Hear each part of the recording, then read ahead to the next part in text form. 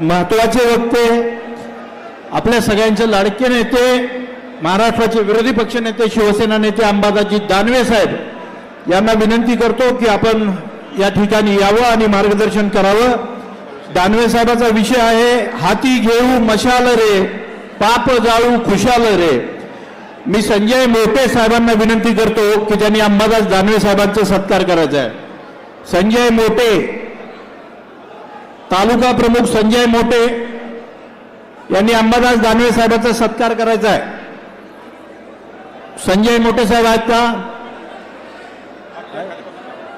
बाकीचे कृपया खाली बसून घ्या, कृपया खाली बसून घ्या।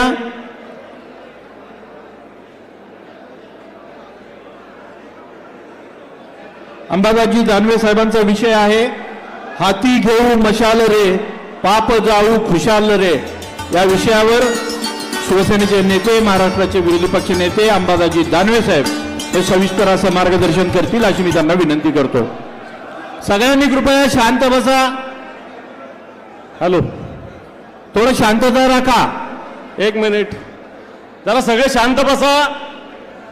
माननीय उद्धवजी ठाकरे साहेबांचे इथं आगमन झालेले, आपण जोरदार घोषणा देऊन त्यांचं स्वागत करू। छत्रपती शिवाजी महाराज की। हा आवाज कुणाचा?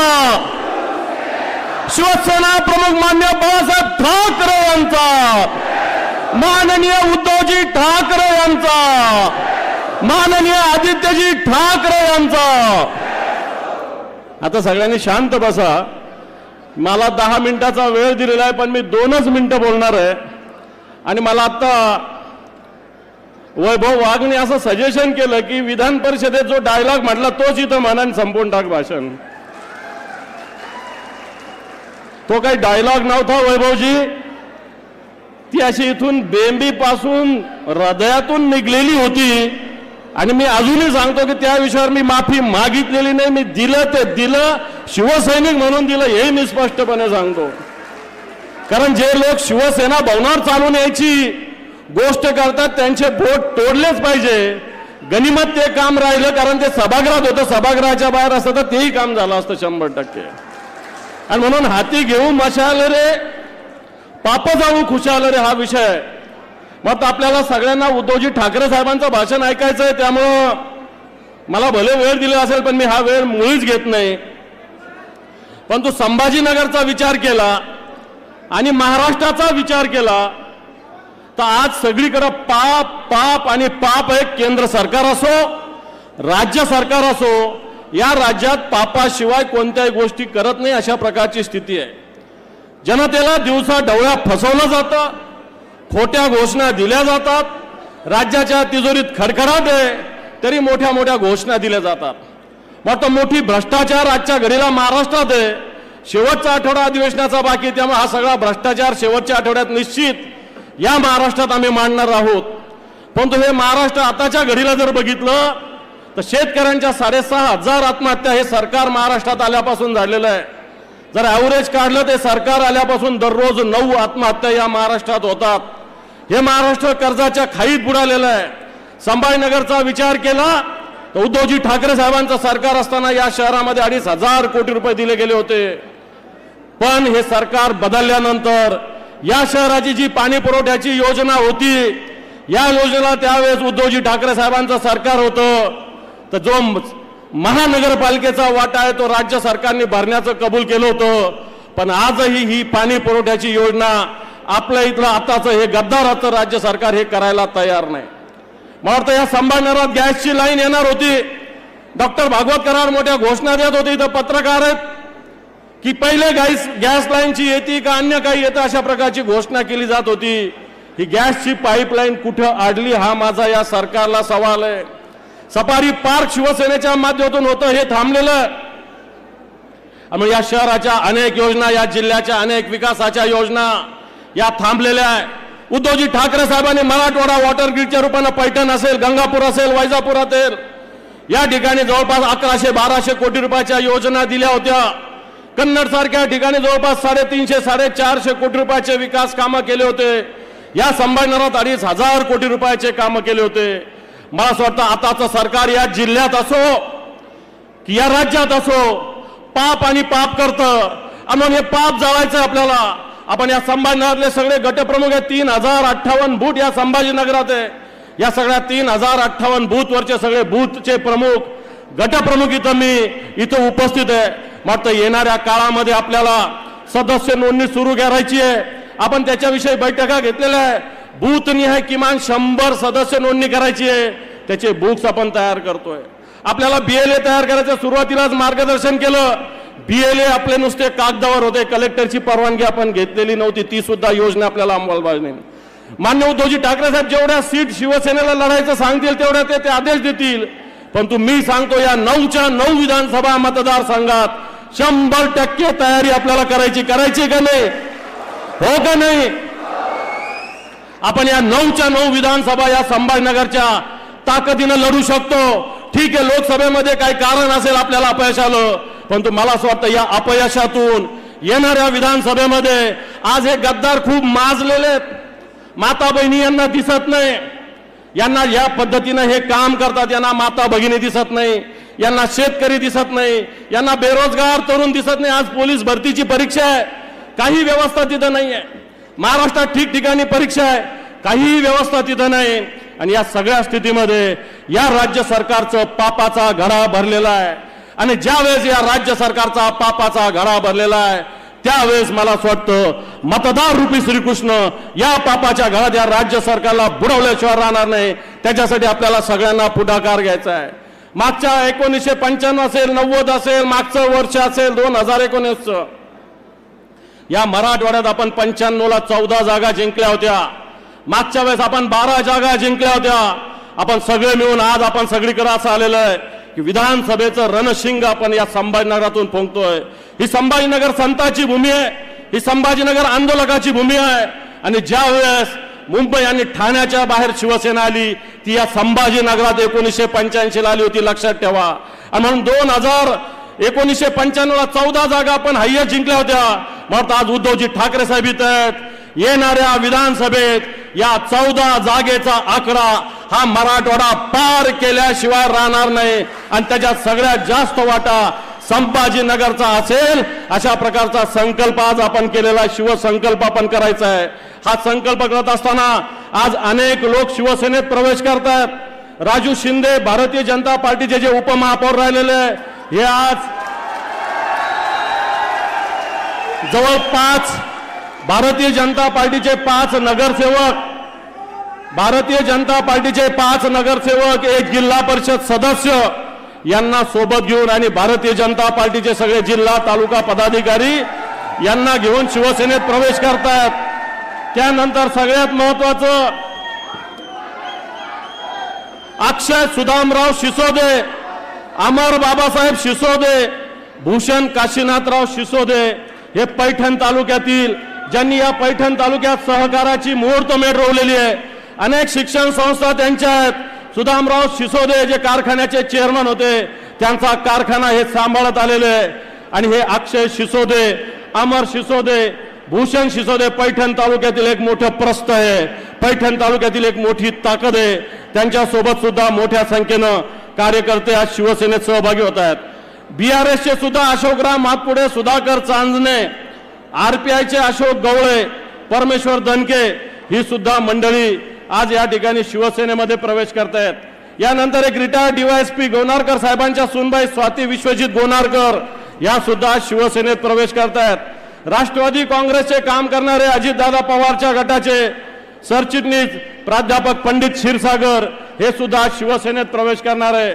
त्याचप्रमाणे लोक जनशक्ती पार्टीचे विजयकुमार दाभाडे आणि त्यांचे सहकारी सुद्धा शिवसेनेत प्रवेश करणार आहे.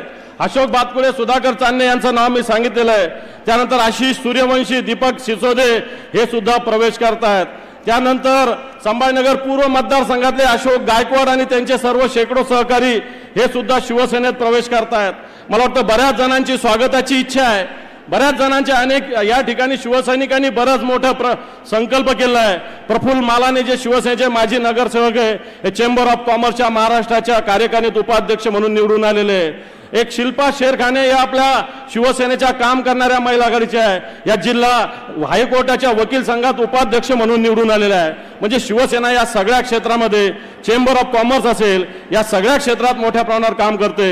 मी आज जे प्रवेश करणारे शिवसैनिक आहे हे भारतीय जनता पार्टी, BRS, राष्ट्रवादी काँग्रेस, रिपाई या दलित पॅंथर या सगळ्या संघटनेतून प्रवेश करणाऱ्यांचं शिवसेनेक मनपूर्वक स्वागत करतो.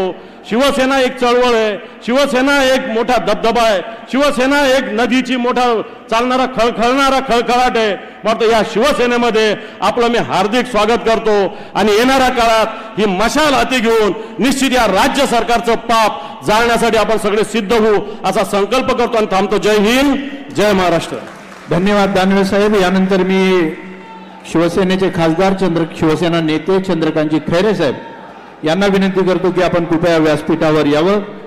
मी बाळासाहेब थोरात आणि विश्वनाथ स्वामी, बाळासाहेब थोरात आणि विश्वनाथ स्वामी यांना विनंती करतो की त्यांनी शिवसेना नेते चंद्रकांतजी खैरे साहेबांचं स्वागत करायचं आहे. चंद्रकांतजी खैरे साहेबांचा विषय आहे राजकीय आव्हाने. राजकीय आव्हाने या विषयावर शिवसेना नेते खासदार चंद्रकांतजी खैरे साहेब आपल्याला मार्गदर्शन करणार आहेत, संबोधित करणार आहेत. बाळासाहेब थोरात आणि विश्वनाथ स्वामी शिवसेनेचे दोन्ही शहर प्रमुख यांना विनंती करतो की त्यांनी चंद्रकांतजी खैरे साहेबांचा या ठिकाणी स्वागत करायचं आहे.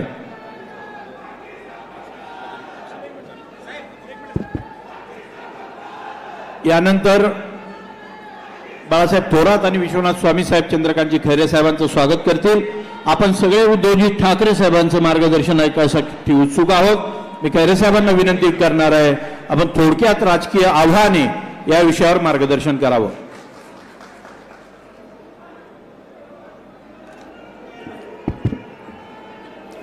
महाराष्ट्राचे कुलस्वामिनी आई तुळजाभवानी, हिंदवी स्वराज्य संस्थापक राजे शिवछत्रपती शिवाजी महाराज, तुम्हा आम्हा सर्वांचे हिंदुहृदय सम्राट व माझे आद्यदेवत शिवसेना प्रमुख माननीय बाळासाहेब ठाकरे यांना मानवंदना भावपूर्ण आदरणीय भाऊ, आपल्या सर्वांच्या मासाहेब कैलासवासी सभापती मीनाताई ठाकरे यांना सुद्धा त्या ठिकाणी आदरणीय भाऊ, घटनेचे शिल्पकार परमपूज्य डॉक्टर बाबासाहेब आंबेडकरांच्या चरणी नतमस्तक होऊन आज आपण या ठिकाणी जे संकल्प मेळावा आपण या ठिकाणी घेत आहोत, त्यांचे प्रमुख मार्गदर्शक आणि आपल्या शिवसेनेचे प्रमुख महाविकास आघाडीचे नेते सन्माननीय उद्धवजी ठाकरे साहेबांना मानाचा मुजरा करून, त्याचप्रमाणे आदित्य साहेबांना मानाचा मुजरा करून आमच्या शिवसेनेचे नेते संपलं आमच्या शिवसेनेचे नेते राऊत साहेबांना सुद्धा त्या ठिकाणी जय महाराष्ट्र करतो. उपस्थित सर्व बंधू आणि भगिनो मातांनो, प्रचंड गर्दीमध्ये हा शिवसंकल्प दौरा माननीय उद्धव साहेबांचा संभाजीनगरमधून सुरुवात होत आहे आणि त्या दृष्टिकोनातून आपण सर्वांनी जबरदस्तपणे या ठिकाणी कार्यक्रमात सहभाग होऊन मी या ठिकाणी मुद्दाम आता या ठिकाणी सांगतो, ज्यांनी ज्यांनी शिवसेनेमध्ये प्रवेश केलेला आहे उद्धव बाळासाहेब ठाकरे, त्यांचं मी मनापासून स्वागत करतो. अरे आता टाळ्या वाजवा ना, त्यांचं स्वागत आहे ना. राजीव शिंदेला मी आधीच सांगत होतो की ते शिवसेनेमध्ये येतो म्हटला. जर आधी जर आला असता तू लोकसभेच्या आधी तर मी निवडून नसतो आला का? तू भुमरेंना 25,000ची मतदानाची लीड दिली, मला पण दिली असते ना. मग हरकत नाही, तो आता आला, आपल्याला पुढे अजून खूप काम करायचं आहे. शिसोदे परिवारातले अक्षय शिसोदे इथे आलेत. मी त्यांचं पूर्ण शिसोदे परिवाराचं मी मनापासून अभिनंदन करतो. कल्याणरावजी पाटील हे अनेक वर्ष या जिल्ह्याचे नेते पण होते, त्यांच्या घराचे होते आणि त्यावेळेस पंढरीनाथ पाटील यांनी कारखाना सुरुवात केला होता हा. आणि तो कारखाना सुरुवात केल्यानंतर मग संपूर्ण पैठण तालुका सुजलाम सुफलाम करण्याचं काम या शिसोदे परिवाराने केलं.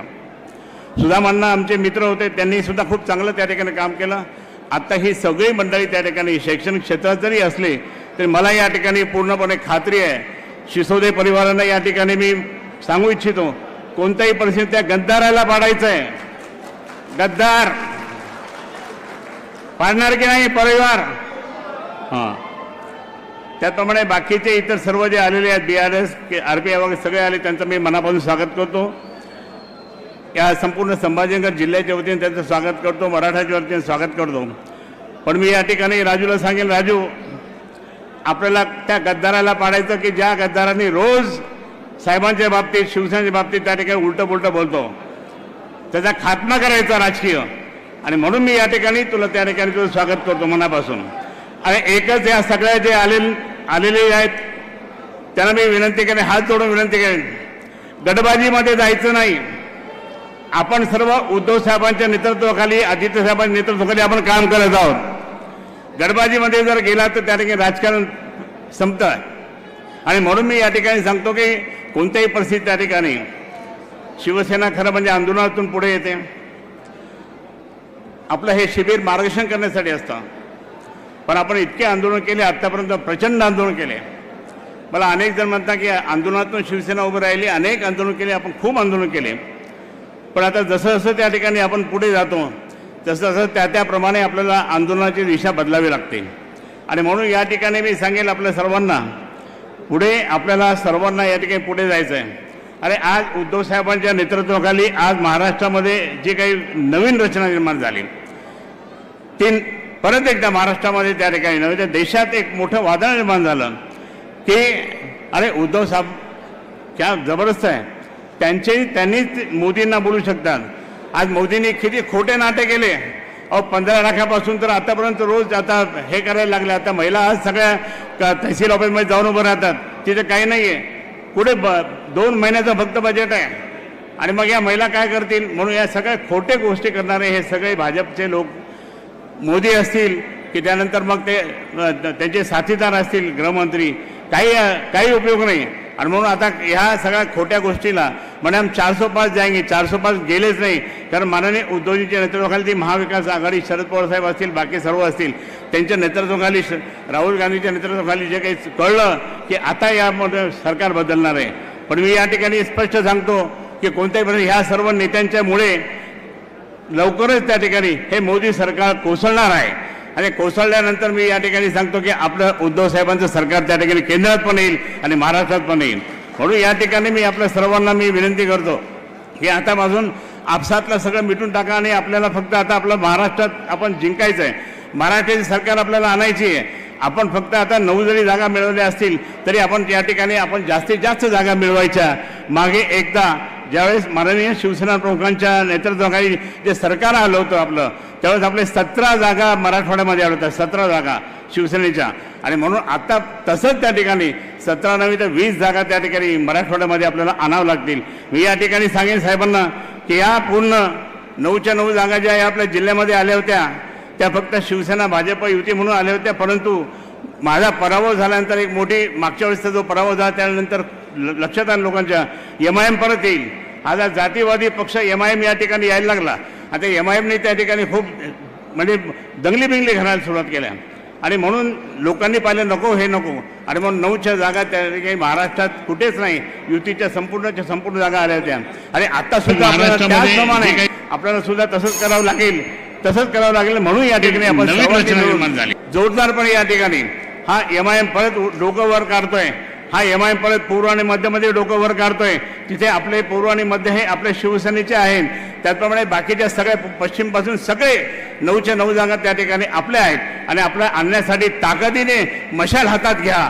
आणि मशाल हातात घेऊन त्या ठिकाणी आपण जोरदारपणे त्या ठिकाणी उद्धव साहेबांच्या नेतृत्वाखाली आपण यशस्वीपणे वाटचाल करूया. एवढंच सांगतो तुम्हा सर्वांना. आणि जे ज्यांनी प्रवेश केला त्या सर्वांना त्या ठिकाणी मनापासून अभिनंदन करतो.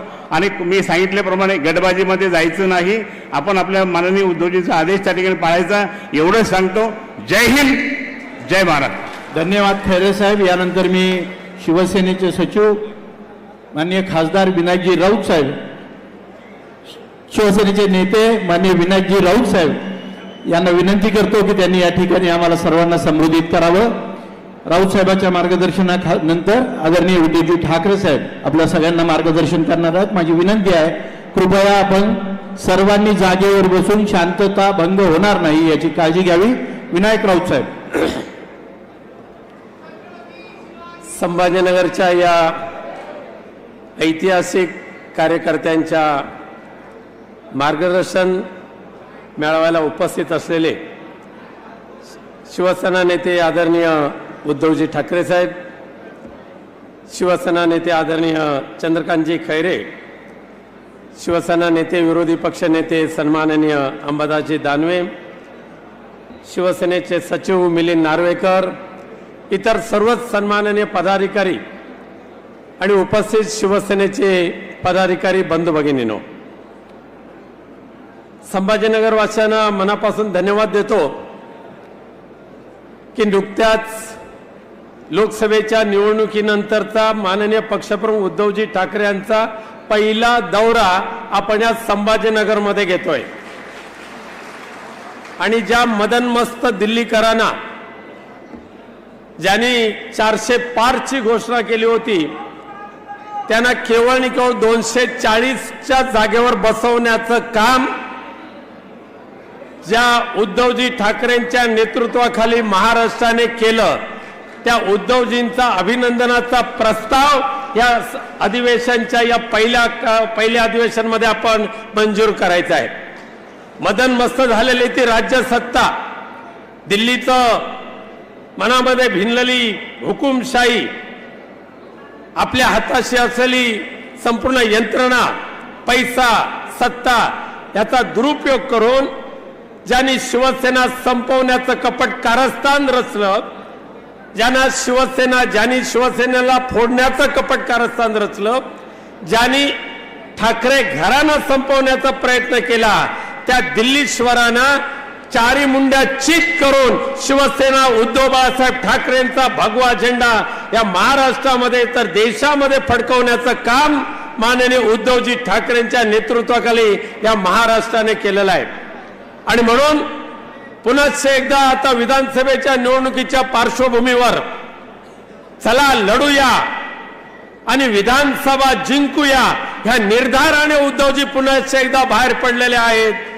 आणि म्हणून मला खात्री आहे शिवसैनिकांची जिद्द आणि आपल्या नेतृत्वाचा एक दृढ निश्चय, जिंकायचं म्हणजे जिंकायचंच, ह्या दृढ निश्चयाने नक्कीच आपण येणाऱ्या विधानसभेच्या निवडणुकीमध्ये लढू, जिंकू आणि या महाराष्ट्रामध्ये उद्धवजी ठाकरे साहेबांच्या नेतृत्वाखालचं आपलं सरकार निर्माण करू या निर्धाराने आपल्याला सामोरे जायचं आहे.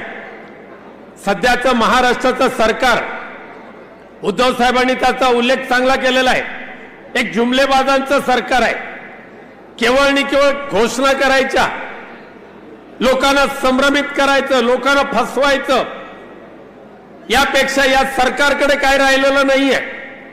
आत्ताच उद्धव साहेब आपल्याला या सभास्थळी यायच्या अगोदर जवळजवळ 30 ते 35 विद्यार्थी जे एमफिल करतात, जे PhD करतात, आणि हे विद्यार्थी नेमके कोणत्या प्रवर्गातले आहेत? त्या महाराष्ट्रामध्ये परमपूज्य बाबासाहेब आंबेडकरांच्या मार्गदर्शनाखाली काम करणारा जो मागासवर्गीय समाज आहे, त्या मागासवर्गीय समाजातले जवळजवळ 25 विद्यार्थी त्या ठिकाणी आले, एका आशेने, एका अपेक्षेने.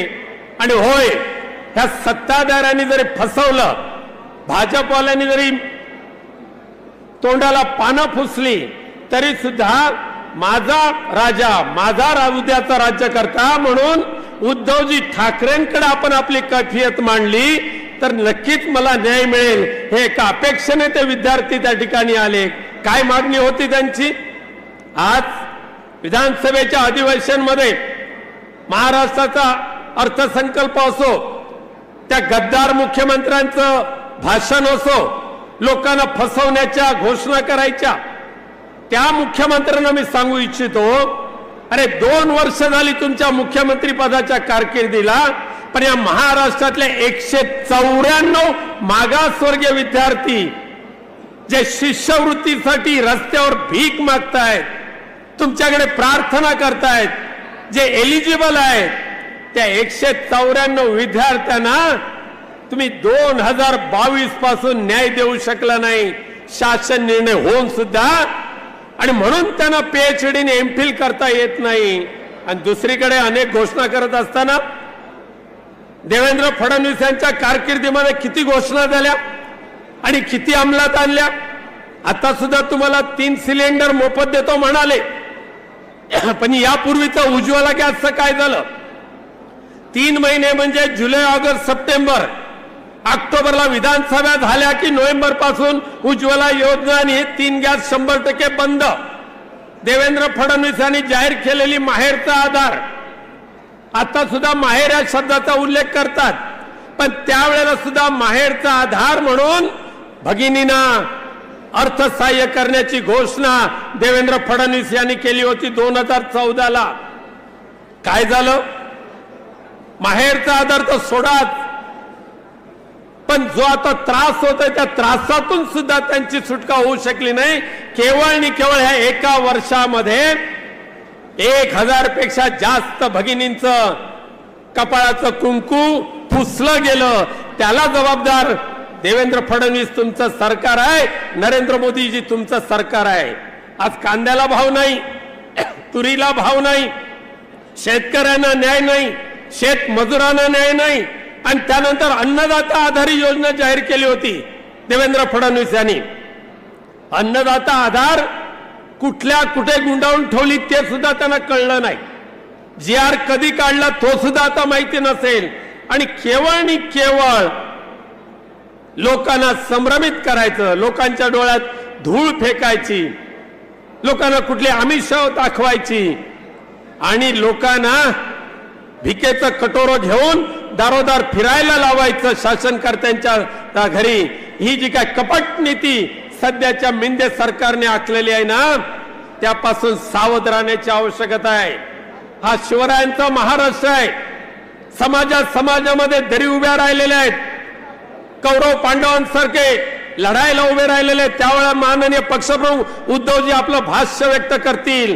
पण एकच या ठिकाणी सांगतो शिवसैनिकांना, आता आपली दुसरी परीक्षा जी येणार आहे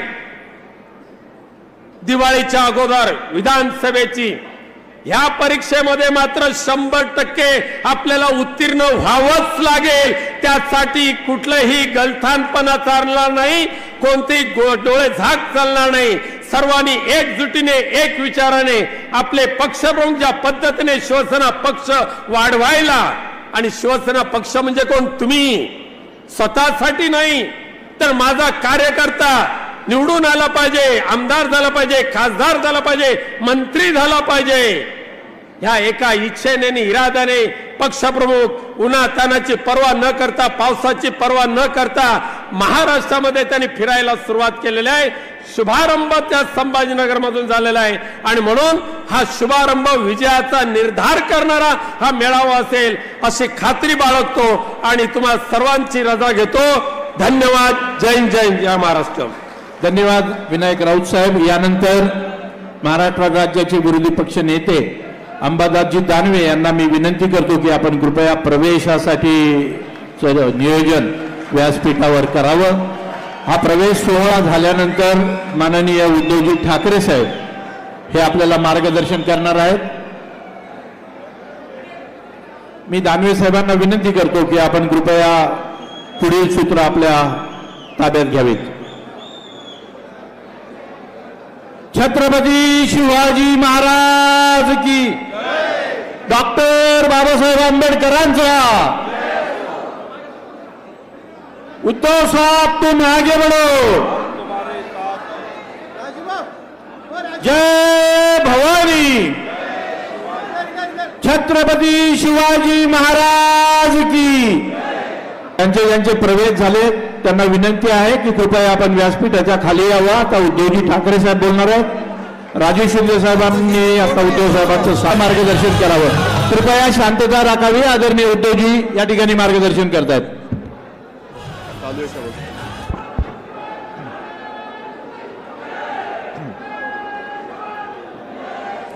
तुम्ही खाली बसलं तर बरं होईल. कॅमेरा सेट करून खाली बसा.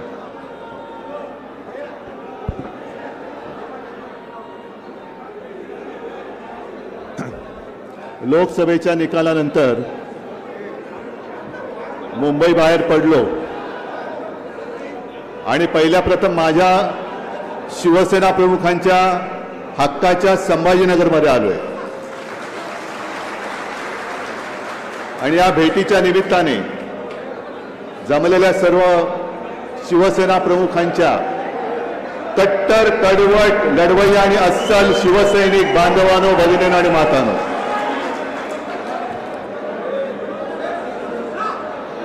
पहिल्या प्रथम संभाजीनगरमध्ये आलो, मुद्दामून आलोय, जाणीवपूर्वक आलेलो आहे. कारण जे गद्दार इकडनं दुर्दैवाने जिंकलेत त्यांना सांगायला आलोय की तुम्ही काल जिंकलेला जरी असला तरी मी संभाजीनगर जिंकल्याशिवाय हटणार नाही. संभाजीनगर मी जिंकणार म्हणजे जिंकणारच. पण आपण एक विचार केला पाहिजे की महाराष्ट्रामध्ये मोदी सरकारचं उधळलेलं खेचर 400 पार करणार होते, त्यानं 40 वरनं 9 वरती आणलं आपण. पण या विजयामध्ये माझ्या हक्काचा संभाजीनगरचा खासदार नाही हे शल्य माझ्याप्रमाणे तुम्हालाही आणि आपल्याप्रमाणे शिवसेना प्रमुखांना सुद्धा झालं असणार.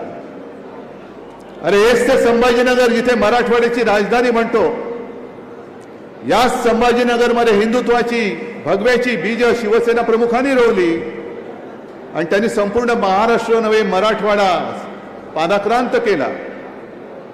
मराठवाड्यातले इतर सगळे भगव्याचे पाईक असलेले खासदार निवडून आले,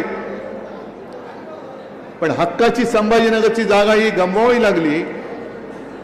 कारण मीमांसा काही असेल, पण हार ही झालेली आहे. आपण अति आत्मविश्वासाने लढलो का? असेल. कारण आपला उमेदवार चंद्रकांतजी खैरे अगदी कित्येक वर्ष तुमच्यासारखे हार हो पराभव हो जिंकलो तरी सुद्धा शिवसेना आहे की शिवसेना, भगवा आहे की भगवा, दुसरं कोणताही पक्ष त्यांनी अवलंबला नाही. लालूच आमिष त्यांनाही दाखवली गेली असतील, पण तरी सुद्धा निष्ठेने राहिले आणि त्या निष्ठेचा आदर मी त्यांना यावेळेला उमेदवारी देऊन केला होता. कारण निष्ठा शेवटी महत्वाची असते. हार जीत होत असते. निवडणुका येतात, निवडणुका जातात, पुन्हा निवडणुका येतात. निवडणुकामध्ये हारलो म्हणजे आयुष्य संपत नाही, पण लढण्याची जर का आपण हिंमत हारलो तर मात्र आयुष्य संपतं. मी लढणार आहे, मी हिंमत हारणार नाही, निवडणूक हारलो तरी पुन्हा जिंकेन या ईर्षेने मी आज संभाजीनगरमध्ये आलेलो आहे. आणि काय झालं, कसं झालं, जरूर याचा विचार केला गेलाच पाहिजे. कारण आता 3 महिन्यानंतर विधानसभेच्या निवडणुका येत आहेत. कालची जी लढाई होती ती आपल्या देशाची, संविधानाची आणि लोकशाहीची लढाई होती. आणि ही विधानसभेची निवडणूक येणार आहे ती महाराष्ट्राच्या अस्मितेच्या अस्तित्वाची लढाई आहे. या महाराष्ट्राची ओळख जगामध्ये काय म्हणून लिहिली जायला पाहिजे, इतिहासात काय म्हणून लिहिली जायला पाहिजे ते ठरवणारी ही निवडणूक आहे. महाराष्ट्र हा साधू संतांचा, शिवप्रभूंचा, वीरांचा, मर्दांचा ही ओळख आपली अशीच ठेवणार की लाचार, गद्दार आणि हरामखोरांचा महाराष्ट्र अशी ओळख होऊ देणार हे आपण ठरवायचंय. आणि मी तर म्हणेन, मी लाचारी, हरामखोरी आणि गद्दारीचा महाराष्ट्र होऊ देणार नाही, अजिबात होऊ देणार नाही. प्राणपणाने लढेन, पण माझ्या शिवरायाच्या भगव्याला कलंक लागू देणार नाही ही शपथ घेऊन मी मैदानात उतरलेलो आहे. ज्या वेळेला या विधिमंडळाच्या अधिवेशनाला सुरुवात झाली, पहिल्याच दिवशी मी म्हटलं होतं की हे गलती सरकार आहे आणि या गलती सरकारच्या निरोपाचं हे अधिवेशन आहे, हे शेवटचं अधिवेशन. याच्यानंतर निवडणुका आल्यानंतर हे आहे ते जुमलेबाज सरकार या गादीवरती पुन्हा दिसणार नाही ही शपथ आपण घेऊन या मैदानात उतरलं पाहिजे. आहे योजना खूप मांडल्या जात आहेत. खास करून आता माता भगिनींना आपल्याकडे कसं मतदानासाठी आकर्षित करून घेता येईल हा एक डाव टाकून ते मतदानाला आणि निवडणुकीला सामोरे जात आहेत. विनायक राऊत आता तुम्ही सांगत होतात की आतापर्यंतच्या या सगळ्या योजना अंबादास तुम्ही सांगत होतात, चंद्रकांतजी तुम्हाला माहिती आहे गेले 10 वर्ष मोदी सरकार तिकडे सत्तेमध्ये. मग साधा माझा तुम्हाला प्रश्न आहे की 10 वर्षामध्ये या सगळ्या योजना तुम्ही ज्या काही जाहीर केल्या होत्या त्यांनी त्यापैकी किती अंमलात आणल्या? आणि जेव्हा ही शेतकऱ्यांची वीज बिल माफीची घोषणा केली, माझं आज सुद्धा जाहीर मागणं आहे की नुसतं वीज बिल माफ करू नका, शेतकऱ्यांची संपूर्ण थकबाकी आहे ती माफ करा आणि मग वीज बिल माफ करा. आणि नाहीतर जाहीर करा की थकबाकी तुम्ही वसूल करणार आहात म्हणून. थकबाकीवरती बोला. जे शेतकरी ज्यांचे वीज कनेक्शन तुम्ही आजपर्यंत कापत होता, वीज बिल भरलं नाहीस, कनेक्शन कापलं जातं आणि वीज बिल भर मग तुला कनेक्शन देतो, आहेत ना असं? मग आता ती जी काही थकबाकी आहे ती सुद्धा याच अधिवेशनात अजून 1 आठवडा आहे. जे सरकार म्हणून तिकडे बसलंय जुमलेबाज, त्यांनी जाहीर करावं की वीज बिल तर आम्ही माफ करतोच आहोत, पण थकबाकी सकट वीज बिल माफ करतोय. कारण हे काही काही अनुभव हे गेल्या काही वर्षात आपल्याला आलेले आहेत. हेच ते संभाजीनगर साधारणतः किती साल असेल कल्पना नाही, सुशील कुमार शिंदे मुख्यमंत्री होते आणि शिवसेना प्रमुखांनी जाहीर केलं होतं की आमचं सरकार आल्यानंतर आम्ही शेतकऱ्याचं वीज बिल माफ करू, ही घोषणा केली. संपूर्ण महाराष्ट्रामध्ये एक लाट उसळली. सुशील कुमार शिंदेनी काय केलं? ताबडतोब वीज बिल माफीचं धोरणच जाहीर केलं, निर्णय घेतला. ऐन निवडणुकीच्या काळात शेतकऱ्याला 0 रकमेची बिलं गेली, निवडणुका झाल्या. जी मूळ कल्पना मांडली त्या शिवसेनेचा पराभव झाला. काँग्रेस राष्ट्रवादीचं सरकार पुन्हा सत्तेवर आलं. सुशील कुमारना पदावरनं पाय उतार व्हावं लागलं. विलासराव देशमुख मुख्यमंत्री झाले आणि विलासराव देशमुख मुख्यमंत्री झाल्यानंतर 0 रकमेची वीज बिलं ही 1.5-2 महिन्यात निवडणुकीनंतर दाम दुपटीने यायला लागली. हा अनुभव तुमचा आहे की नाही हे मला तुम्ही सांगा. मग आता सुद्धा हेच चाललेलं आहे. जे मी नेहमी सांगतो की योजनांचा सुकाळ, योजनांचा अतिवृष्टी होते योजनांची, पण अंमलबजावणीचा दुष्काळ आहे. अनेक योजना या एवढ्यासाठी ते मांडतायत की यांचा पापाचा बुरखा जो तुम्ही जे अंबरस तुम्ही मांडलं ना, हाती घेऊ मशाल रे, पाप जाळू खुशाल रे. अहो किती पाप जाळणार तुम्ही? यांचा पापाचा घडा एवढा भरलाय की तो लपवण्यासाठी योजनांचं पांघरून त्याच्यावरती घालतात. हा माझा स्पष्ट आणि ठाम आरोप या सरकारवरती आहे. एवढी पाप तुम्ही करून ठेवलेत. शेतकऱ्यांच्या आत्महत्या होतातच आहेत. शेतकऱ्यांसाठी सुद्धा जी कर्जमुक्ती मी मुख्यमंत्री असताना केली होती आणि मी करून दाखवली होती, कोणी न मागता मी करून दाखवली होती. कदाचित तो राजकीय माझा मूर्खपणा असेल, कारण राजकारणामध्ये द्यायचं काहीच नसतं. नुसतं निवडणुका आल्यानंतर भुलवायचं असतं आणि निवडणुका झाल्या, आपलं इप्सित साध्य झालं की पुन्हा येणे माझ्या मागल्या. कोण तुम्ही?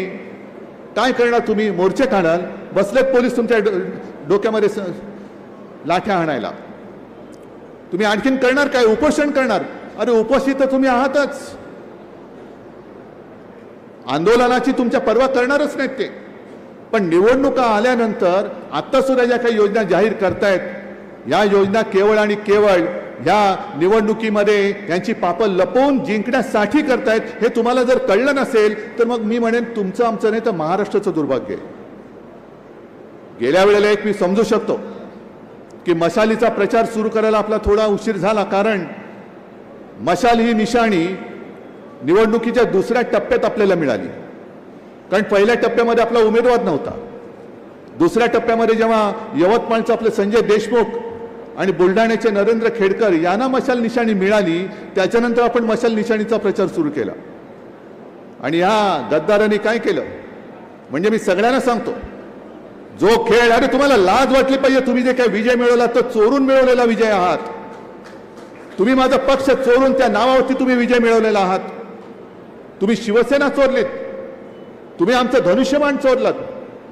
अरे माझ्या वडिलांचा फोटो, मी काढलेला फोटो लावून तुम्ही माझ्या वडिलांचा फोटो चोरून तुम्ही मत मागून विजयी झालेला आहात. अरे चोरट्यानो, भामट्यानो, तुमचा विजय हा खरा विजय नाहीये.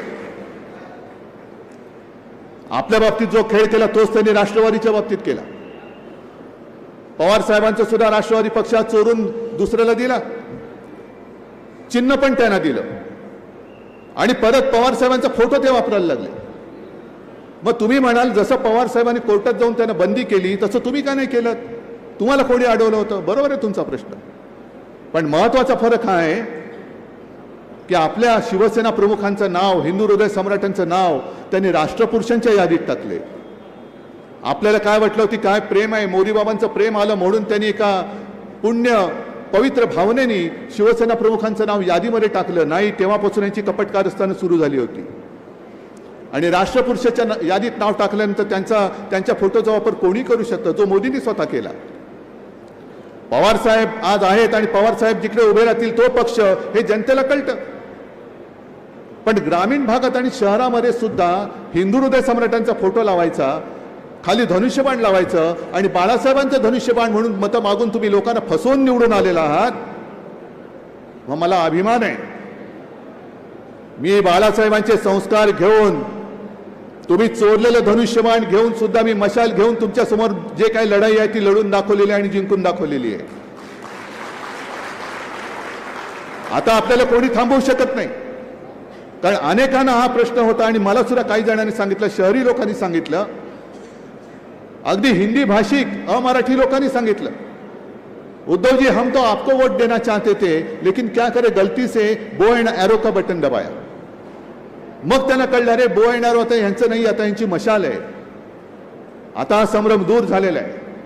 आता मशाल आणि मशाल घेऊन गावागावात जा आणि जिथे जिथे यांचे पाप असेल, जिथे जिथे यांचा अन्याय असेल, तो अशी मतजागृती तुम्ही करा की त्या मतांच्या माध्यमातून हे सरकार आणि यांची पापं ही खुशाल जाळून टाका. तुम्ही निवडणुकीत यांची पापं जाळून टाका.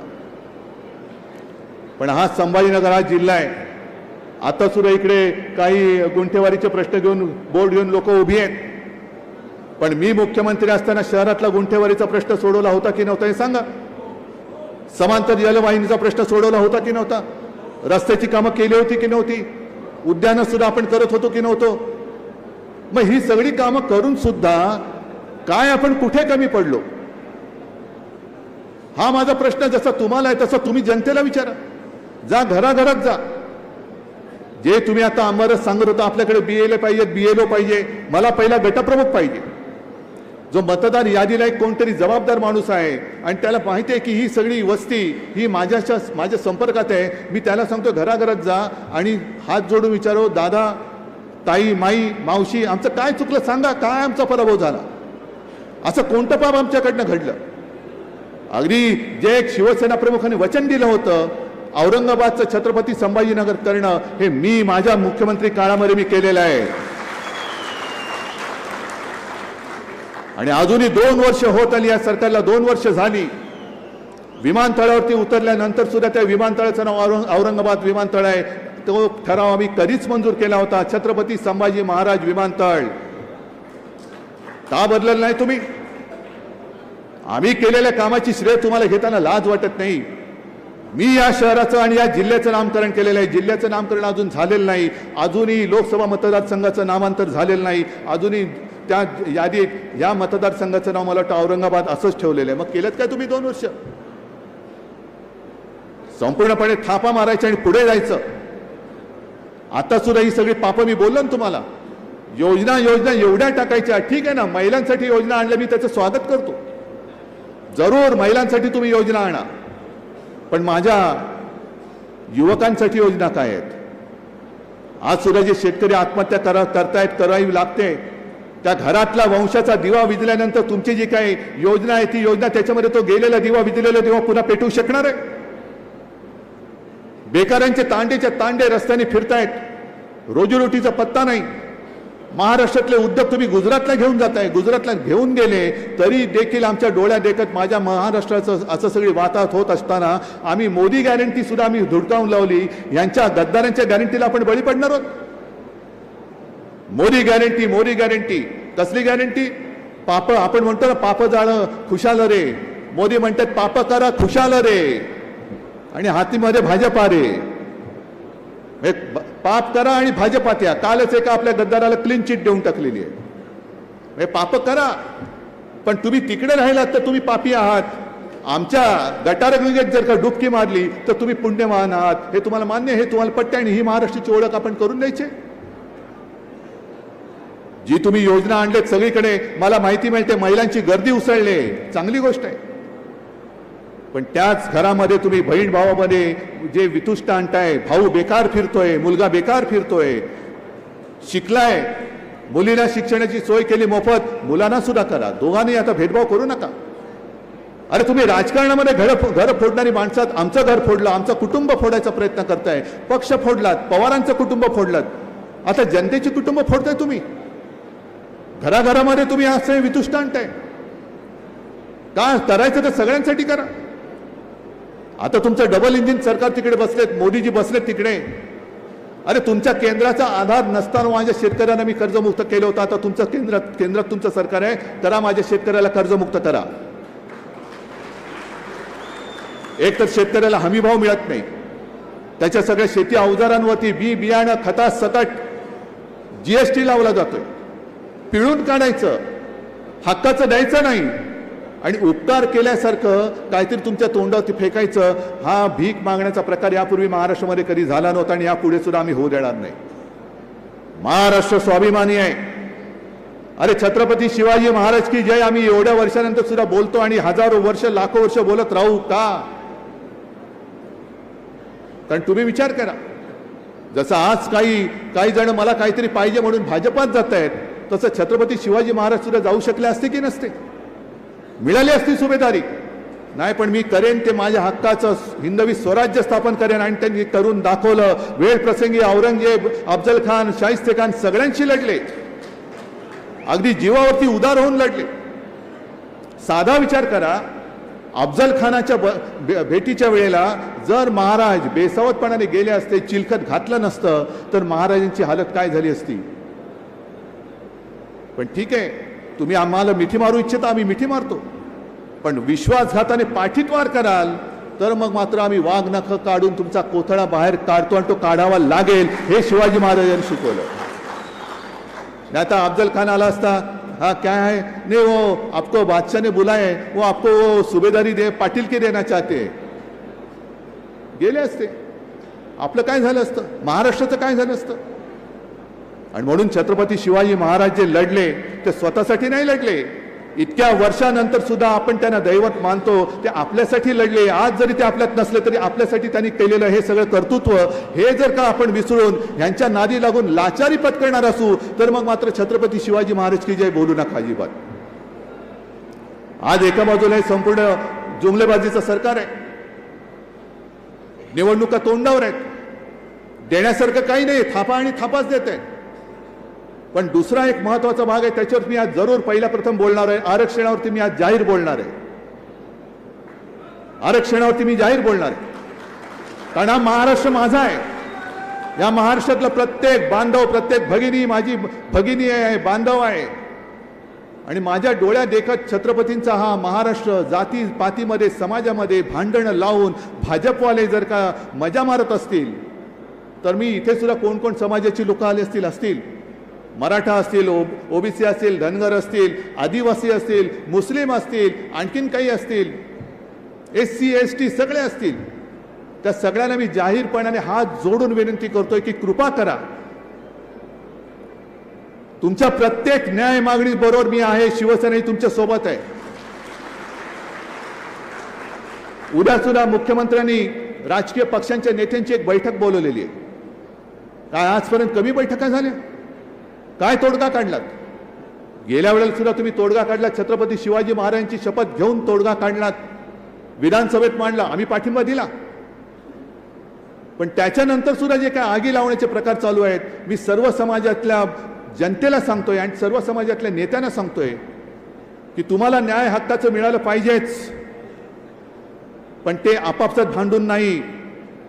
आपापसात भांडून आगी लावून हे जर राज्य करणार असतील, तुमच्या पेटलेल्या घरावरती पोळ्या भाजणार असतील, तर पहिली यांची राजकारणातली घरं पहिली जाणार, राजकारणातली घरं जाणार. त्यांची घरं जाणार असं माझं म्हणणं नाही, त्यांची घरं नाही, राजकारणातली.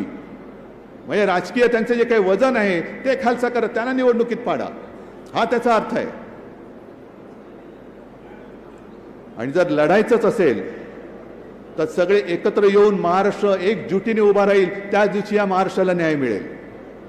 या सगळे मराठा बांधवांनो, या ओबीसीनी, या धनगरांनी, या सगळ्यांनी एकत्र या. तुमची ताकद ही पहिली या राज्यकर्त्यांना कळू दे की महाराष्ट्राची ताकद काय आहे. आणि महाराष्ट्राच्या मुळावर घाव घालणाऱ्यांचे जे मनसुबे आहेत हे उधळून लावलं पाहिजे. म्हणून उद्याची जी काय बैठक आहे, सर्वमान्य तोडगा काढा. मी आज तुम्हाला हे जाहीर पाठिंबा देतोय. सर्वमान्य काढा तोडगा, सर्वमान्य तोडगा काढा. मी आज पाठिंबा देतोय. पण राजकारण्यांना बोलवण्यापेक्षा, सरकारने सर्व समाजातल्या प्रतिष्ठित म्हणण्यापेक्षा विचारवंत किंवा त्यांचे जे नेते आहेत बोलवा ना. जरांगे पाटलांना बोलवा, हाकेंना बोलवा, आणखीन धनगर समाजातल्यांना बोलवा. काय पाहिजे तुम्हाला, काय पाहिजे तुम्हाला, काय पाहिजे आणि खरंच देऊ शकता का हे सांगा त्यांना. दरवेळेला विचारा, जरांगे पाटील उपोषणाला बसतो, मग कधी हाके बसतात का? तुम्ही त्यांच्याशी जीवाशी खेळ का करतात? बोलवा सगळ्यांना एकत्र. आम्हाला कोणाला एकाही राजकारणाला बोलवू नका, फक्त त्यांना आणि त्यांनाच बोलवा. तुम्ही सर्वमान्य तोडगा काढा, मी पाठिंबा देतो. पण नुसतं कोपऱ्याला गुळ लावायचा, तारखा देत राहायच्या, त्यातनं अनेक जण न्याय हक्कासाठी, आरक्षणासाठी जीव देत आहेत. त्यांचे जीव जात आहेत, पिढ्या संपतायत, पण लढा संपत नाहीये. किती पिढ्या तुम्ही असे रस्त्यावरती काढणार? आणि माझं स्पष्ट मत मी त्याही वेळेला व्यक्त केलं, आज सुद्धा व्यक्त करतो. या सगळ्यांना सामावून घ्या. मध्ये एक तो प्रयत्न आपण तोही करून पाहिला, कोर्टाची लढाई आपण लढून पाहिली, नाही झालं, अपयश आलं. मग आमच्यावरती आरोप झाले की बघा आम्ही जिंकलेलं लढाई ही हारले. बिहारने कसं केलं बघा. आता बिहारचं आरक्षण सुद्धा कोर्टाने रद्द केलेलं आहे. कारण आपण सगळ्यांना समजून सांगायला पाहिजे, आरक्षणासाठी जी टक्केवारीची अट आहे ती वाढवणं राज्य सरकारच्या हातात नाही, ती केंद्र सरकारच्या हातात, लोकसभेच्या हातामध्ये. आणि अजून एक आठवडा विधानसभेमध्ये आहे. मी सरकारला जाहीर विनंती करतोय आणि सर्व समाजातल्या जनतेला आणि नेत्यांना हात जोडून विनंती करतोय की चला तुम्ही जा, मुख्यमंत्र्यांकडे बसा, उपमुख्यमंत्र्यांकडे बसा. कोणाला नेमकं काय म्हणायचंय ते तुम्ही मांडा. आणि जर टक्केवारी वाढवण्याची गरज असेल तर विधानसभेमध्ये ठराव आणा. शिवसेना आज पाठिंबा देते टक्केवारी वाढवायला आणि ठराव मंजूर करून लोकसभेत पाठवा. लोकसभेत सुद्धा शिवसेना आज पाठिंबा देते, हे मी जाहीर करून टाकतो, आज जाहीर करतो. पण कायद्याच्या चौकटीमध्ये तुम्ही यांना खेळवत राहताय, झुलवत राहताय. मराठा आणि ओबीसी आता एकमेकाच्या उरावरती बसवताय. हे पाप नका करू तुम्ही. कारण महाराष्ट्राची ताकद फोडूनच जे परके जिंकले होते ते याच ताकदीमुळे जिंकले होते, भांडणं लावून. आणि मी अनेकदा उदाहरण दिलेलं आहे. जसं संभाजीनगरचा पराभव हा माझ्या जिवारी लागलाय, कोकणातला लागलेला आहे, तसाच एक पराभव आपण महाराष्ट्र कधी विसरू शकत नाही, तो म्हणजे पानिपतचा. पानिपतचं युद्ध. होय, आम्ही हरलो, दुर्दैवाने हरलो. म्हटलं तर आमच्याकडे अफाट सैन्य होतं. आणि जे काय माझ्या वाचनात आलंय त्या वाचनामध्ये स्पष्ट लिहिलेलं आहे की युद्धाला सुरुवात होण्यापूर्वी अशाच एका संध्याकाळी अहमद शाह, त्याचं पण अहमद शाह होता, मी ठेवलेलं नव्हतं, हा केवळ योगायोग समजावा. अब्दाली तिकडनं लांबून बघत होता, मराठ्यांचं सैन्य पसरलेलं, अथांग समुद्रासारखं सैन्य. आणि संध्याकाळची वेळ होती, दिवे लागण्याची वेळ होती. अब्दालीचे खबरे येऊन अब्दालीला सांगत होते की शहनशहाजी काय त्याला म्हणत असतील ते असतील, उद्याचं युद्ध आपल्याला अवघड आहे. हे म्हणे मराठे संख्येने आपल्यापेक्षा भारी आहेत. नुसते भारी नाही तर हे पराक्रमी आहेत, हे जिद्दी आहेत. यांचं घोडदळ एवढं आहे, यांच्याकडे तलवारबाज एवढे आहेत, यांचा तोफखाना एवढा आहे. आणि सगळ्यात महत्त्वाचं म्हणजे हे इथले स्थानिक आहेत. आपण बाहेर न आलोय, आपल्याला माहित नाही दऱ्याखोऱ्यामध्ये लढायचं कसं, आपल्याला माहित नाही उद्याचं युद्ध आपण हरणार.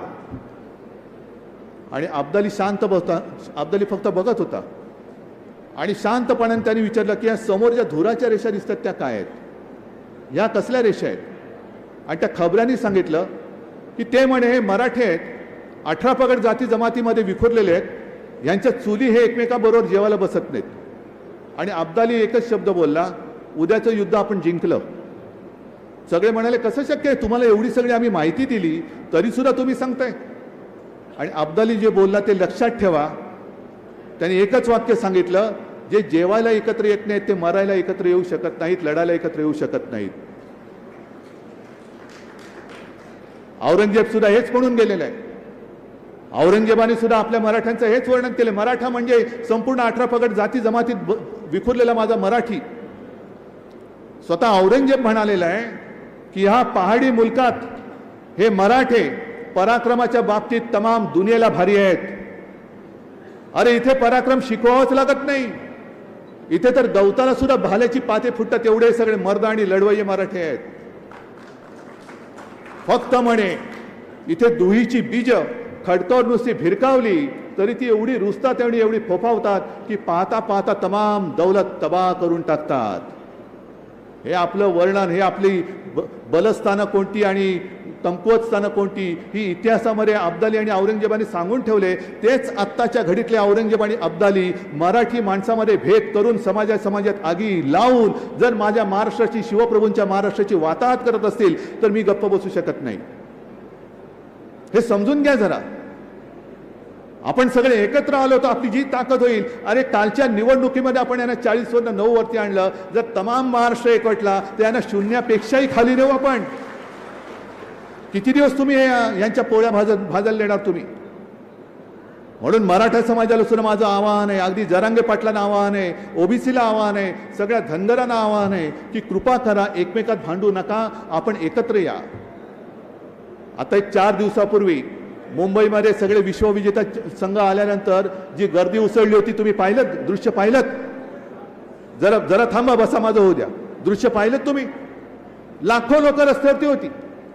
मग लाखो लोक विजयोत्सव साजरा करायला एकत्र येऊ शकतात तर आपण आपल्या न्याय हक्कासाठी सगळे लाखोपेक्षा करोडो लोक रस्त्यावरती येऊन यांना खाली गुडघ्यावरती आणू शकतो की नाही? का भांडतोय आपण? अरे ते दिल्लीमध्ये मजा मारणार, गावामध्ये तुम्ही आम्ही राहणार आहोत. जास्त करून तुम्ही, मी तर मुंबईकर आहे. पण हे पाप आपल्याकडनं जर का कोण करून घेत असेल, जसं शिवसेना फोडली आणि शिवसेनेचा पराभव करायला आपल्यातलाच एक गद्दार उभा केला आणि त्याला जिंकवला, तसंच मराठी माणसामध्ये, महाराष्ट्रामध्ये आपापसात भिडवून हे योजनांची काहीतरी सांगतायत. अरे योजना द्या तुम्ही, पण मग आरक्षण कधी देणार? न्याय हक्क कधी देणार? महाराष्ट्राला न्याय पाहिजे, उपकार नकोय, भीक नकोय. महाराष्ट्र हक्काचं मागतोय. न्याय हक्काचं आम्हाला द्या, आमच्या हक्काचं आहे. शिक्षण पाहिजे, जरूर पाहिजे. शिकल्यानंतर नोकऱ्या पाहिजेत. नोकऱ्या कुठेच सांगा आम्हाला. नुसतं घरोघरी जसं निवडणुकीच्या काळामध्ये आता कोणतरी बोललं ना, घराघरामध्ये पैसे वाटले गेले, तसं निवडणुकीच्या आधी तुम्ही फक्त पैसे वाटण्यासाठी या योजना काढणार असाल तर त्या योजनाचा स्वीकार तुम्ही करायचा की नाही हे तुम्ही ठरवायचं आहे. आज महाराष्ट्र पूर्णपणे भिकेला लावून मोदींच्या दारात उभा करण्याचं पाप हे गद्दार करतायत, हे लाचार करतायत. का? मी गद्दार झालो तरी चालेल पण माझी खुर्ची जाता कामा नये. मी म्हणतो खुर्ची गेली तरी चालेल पण मी गद्दारी करणार नाही. काढा खुर्ची, पण माझी खुर्ची गेल्यानंतर सुद्धा मी माझ्या या समाजामध्ये आणि जनतेमध्ये बेलाशक कधी फिरू शकतो. मला सगळे हसून माझं स्वागत करता. ही माझ्या आयुष्याची कमाई माझ्या आई वडिलांच्या आशीर्वादामुळे मिळालेली. आज शेतकऱ्याला आधार देण्यासाठी आता सुद्धा जाताना एका शेताच्या बांधावर मी जाणार आहे. हे सगळं नुसतं निवडणूक मला जिंकायचे, का जिंकायचे निवडणूक हा प्रश्न विचारला पाहिजे. आणि निवडणूक जिंकल्यानंतर हे तुम्हाला मी सांगतो, ही निवडणूक ह्यांना जिंकू द्यायची नाही, जिंकू शकत नाहीच. पण आजपर्यंतचा जो आढावा जर का आपण घेतला तर कित्येक योजना नुसत्या जाहीर झाल्या पण अंमलबजावणी झालेली नाही. आणि माझी जी माहिती आहे त्या माहितीप्रमाणे या सुद्धा ज्या योजना जाहीर केल्या आहेत या पुढच्या 2-3 महिन्याच्या बेगमी पुरत्याच जाहीर केलेल्या आहेत. त्याच्यानंतर त्यांचं सरकार येत नाही आणि दुर्दैवाने आलं तरी या योजना बासनात गुंडाळल्याशिवाय राहत नाही. हे तुम्ही आज लिहून ठेवा. आणि एका तर गद्दाराचा व्हिडिओ याच इथल्या जालन्याचा मला वाटतं सगळीकडे फिरतोय ना. सगळ्यांना सांगतोय तुम्ही सगळं रजिस्ट्रेशनचं नाटक करा. नाटक आलाय, पाहिला व्हिडिओ? बघा, नाही तर तो व्हिडिओची लिंक द्या, सगळ्यांना दाखवा. तुम्ही नुसतं फक्त तुम्ही महिलांकडे जा आणि नोंदणीचं नाटक करा. म्हणजे महिला काय खुश होतात, माझे नोंदणी झाले, उद्या मला मिळणार आहेत पैसे. उद्याचा उद्या उजाडणार कधी? ही सगळी नोंदणी चाललेली आहे, ही सगळा थापेबाजीचा कारभार आहे. आणि म्हणून मी आज संभाजीनगरमध्ये हक्काने आलेलो आहे. पराभव जिवारी लागला तरी सुद्धा आलेलो आहे. मी संभाजीनगर सोडणार नाही. तुम्ही सोडणार आहात काय? मला इतक्या सगळ्या विधानसभा आपल्या भगव्याच्या झाल्या पाहिजेत. आज सुद्धा सगळे जे आपल्या शिवसेनेत आले, भाजपातनं आले, बसपातनं आले, रिपाईतून आले, का आले? भाजपामध्ये चांगले होते ना, भाजपामध्ये होते, पण भाजपाच्या कट्टर कार्यकर्त्यांना सुद्धा कळलेलं आहे की आपला तो भाजप होता तो भाजप आता शिल्लक राहिलेला नाही. जो अटलजी आणि आडवाणींचा भाजप होता तो शिल्लक राहिलेला नाही. हा भाजप फक्त आणि फक्त व्यापारी वृत्तीच्या लोकांचा झालेला आहे. फक्त आणि फक्त यांना व्यापार दिसतो. माणसं मेले तरी चालतील पण मतं मला मिळाली पाहिजे. आणि म्हणूनच मी जे काय बोललो ते तळमळीने बोलतो, कळवळून बोलतो. अगदी करोना काळामध्ये सुद्धा मी अनेकदा सांगितलेले, करोना काळामध्ये सुद्धा तळमळीने बोलत होतो. त्याच तळमळीने मी आज सर्व समाजातल्या जनतेला आवाहन करतोय, विनंती करतोय, कृपा करून एकमेकात भांडण्यात शक्तिपात करू नका. एकत्र होऊन एकजुटीने एकत्र व्हा आणि मग दिल्लीकरांना वाकून आपलं म्हणणं पदरात पाडून घ्या. तर आणि तरच शिवरायाला सुद्धा अभिमान वाटेल, अरे काय माझे मराठे आज सुद्धा दिल्लीला नमवतात. आणि मला वाटतं बाकी जास्त मोठं प्रवचन देण्यापेक्षा आज मुद्दामून मी आलो ते हे आवाहन करण्यासाठीच आलो होतो. आणि मला वाटतं तुम्हाला पटलं असेल. पटले की नाही पटले? आपापसात भांडणार की जो आपल्याला आपल्यात भांडण लावतोय त्याला गाडणार? मग सांगा, आपल्या गावागावात जाऊन सांगा. थांबा, तुम्ही तिकडे येऊन बोला. एक मिनिटावर तुम्हाला तिकडे येऊन बोला. तुम्ही गावागावात जा. एक तर यांच्या बोगस योजनांचं भांडाफोड करा आणि सर्व समाजातल्यांना सांगा, अरे तू आणि मी एक आहोत. आपण महाराष्ट्राच्या मातीचे लेकरं आहोत. आपण आपल्या आईचं रक्षण नाही करणार तर हे उपरे करणार आहेत. या उपऱ्यांवरती विश्वास ठेवू नका. आणि जे आपल्यात आगी लावतील, मी सगळ्यांना सांगतोय, त्यांना दूर ठेवा आणि महाराष्ट्राचं पावित्र्य राखा. सगळ्यांना धन्यवाद देतो, शुभेच्छा देतो. जय हिंद, जय महाराष्ट्र. धन्यवाद साहेब. संभाजीनगर शिवसेना जिल्ह्याच्या वतीने आपले या ठिकाणी आभार व्यक्त करण्याचे आहेत. आता राष्ट्रगीतासाठी सर्वांनी जागेवरती उभा राहायचं आहे.